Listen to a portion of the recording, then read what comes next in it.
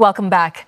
Inflation is expected to continue easing this year after dropping consistently last year. Now, both core and headline inflation are expected to come in between 1.5% and 2.5% in 2025.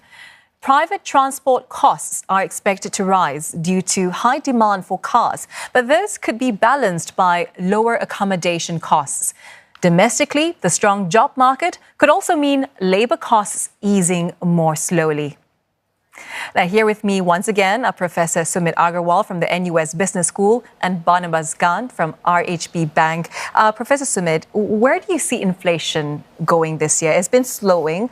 Will there be some segments that will see sticky inflation? Yes. So, just to put this in perspective, most of the inflation we saw was because of COVID. There were all the supply constraints and other factors. Those have been easing for the last few years. And so inflation naturally is coming down. So we should not really expect inflation to be high.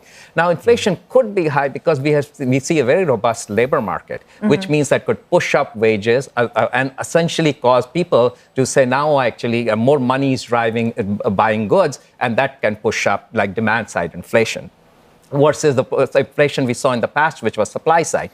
Now, inflation will be there because of these factors, but I expect inflation to remain low between 1.5%, around 1.5%, which is what we should expect for Singapore in a very comfortable zone. The core inflation has been easing, and the latest data was the lowest in 3 years, 1.9% in November 2024. Your predictions for December's data and the year ahead? So we'll be around 1.5%. So let me stick with that. Economists are generally not comfortable giving a number, but let me go with a number. All right. And monetary policy is often used as a lever to tackle inflation, Mr. Gan. What are your expectations for the Singdollar for 2025? I believe the next monetary policy meeting is going to be held this month. Correct. I think the general consensus on in the analyst world from between the people that I speak to, it's actually expecting a potential easing of the monetary policy, a view that actually I disagree. I think it's because of the fact that there still remains to be very strong uncertainties over the global front, over prices. Even though inflation is actually falling, I do see factors that inflation could actually pick up very, very sharply, especially when supply chain congestions escalate very, very, very high. A point to note would be the trade sanctions against ASEAN that could actually happen if the US identifies ASEAN as a rebadging hub for China, and that could mean that inflation concerns will also be very high. Probably, I would think that the policymakers in Singapore has the room to actually have a wait-and-see approach at this time and at this juncture, and to actually wait for more information to see whether or not they should tighten or ease policy into the year ahead. Professor Sumit, what are your expectations for the Singapore dollar in 2025? Singapore dollar will remain strong. We have seen that. If you look at the data for the 2024 relative to the ASEAN region or even the Indian rupee and other currencies, Singapore dollar has held strong because Singapore is the place which you want to park your money. This is like the US dollar, but it's in a regional context, Singapore dollar plays that role like the US dollar plays around in the world stage. And I expect the same going forward in 2025 because of these problems that we'll see due to trade and other factors affecting India, China, and other regional economies like Vietnam. So they will all want to say, let's hold the Singapore dollar. I want to agree with Professor Sumit wholeheartedly. I think that I really love his analogy that the Singdollar is like the US dollar, but in the regional context. But I think if we could bring in something a bit more technical here, the Sing-Near model that the MAS is pursuing in our books is actually at the 1.5% appreciation on an annual basis. This means that just policy alone, the Singdollar from across the baskets of currencies is actually expected to appreciate, on average 1.5%, and that's a good print, for currency appreciation for at this time and age. Expectations for the Singdollar there. Now, the job market this year is expected to remain strong. Analysts expect more job vacancies, and people should be able to find jobs and hold on to them more easily. Wages are also expected to grow, but with global uncertainties, layoffs could go up. While the full year figure for 2024 retrenchments isn't out yet, it appears to be on the way to matching that of 2023. Now, looking back further, numbers spiked during COVID-19, then fell before rising to pre-pandemic levels between 2022 and 2023.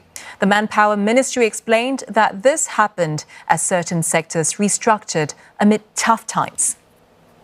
For 2023, these were mainly firms that exported goods and services such as wholesale trade, information and communication services, and electronic manufacturing. But there is a silver lining this year. From April, retrenched local workers can tap the Skills Future Job Seeker Support Scheme announced at the 2024 National Day Rally, intended to relieve some of the financial burden with a stipend of $6,000 over 6 months.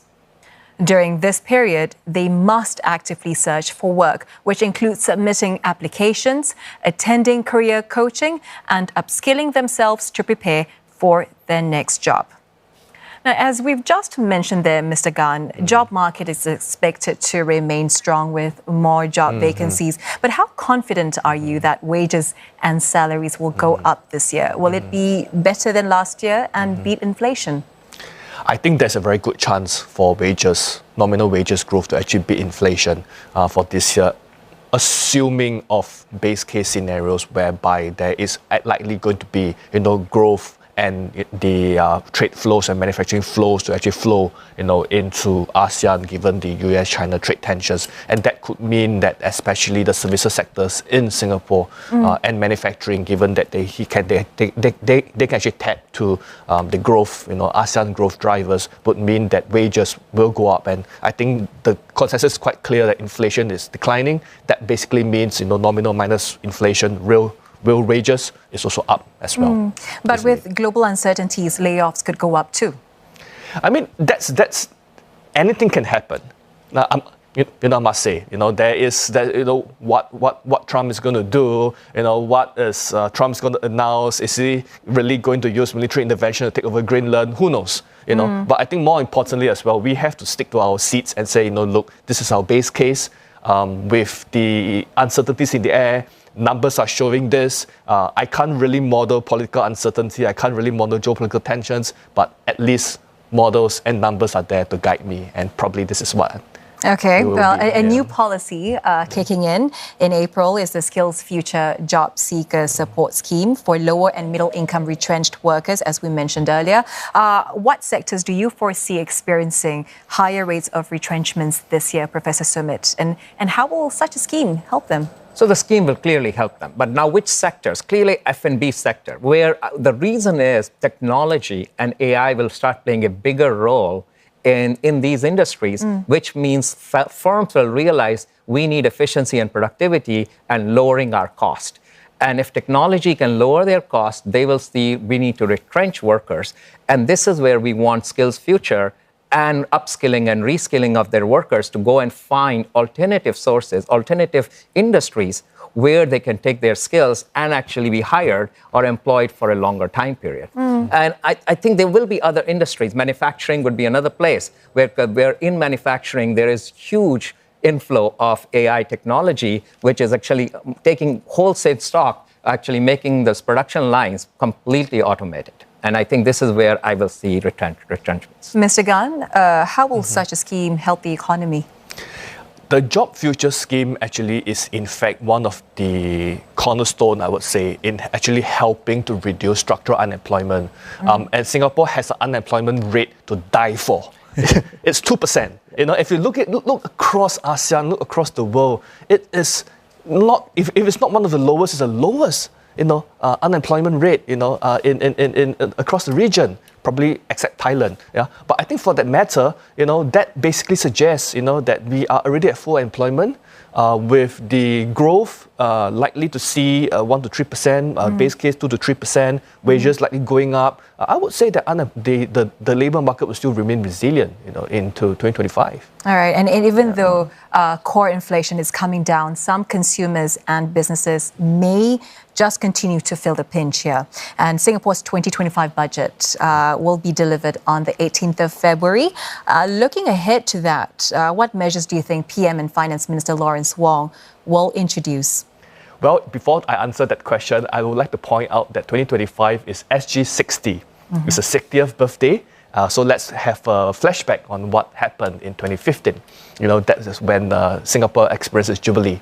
And what we have seen, probably three key policies that was actually announced then. First is probably the silver bonus to actually address the aging population.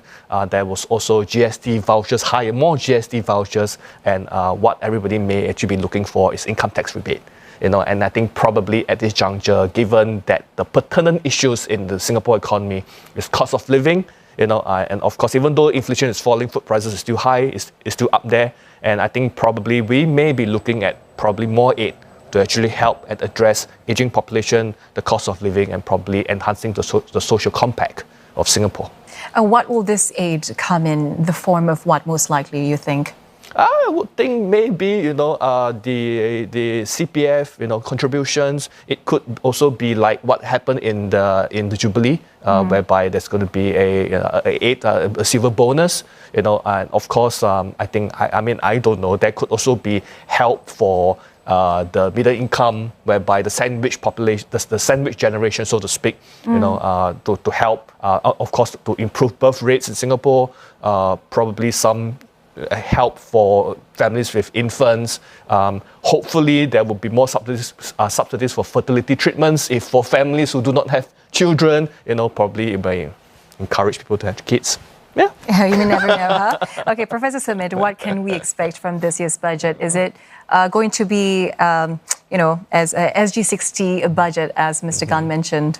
So, I think Singapore government does a lot for the population across the spectrum, from giving too much money. So I would think Singapore doing so well as an economy, unemployment rate being very low, inflation being low, I don't see any headwinds. And so there should be no need for the government to go out and spend taxpayer money and giving freebies to the population.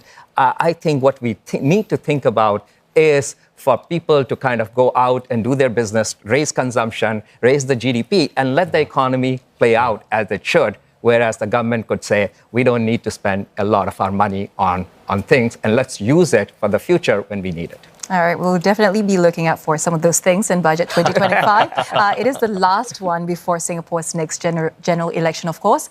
We were speaking there with Professor Sumit Agarwal from the NUS Business School and Barnabas from RHB Bank. Thank you so much, gentlemen. Thank you.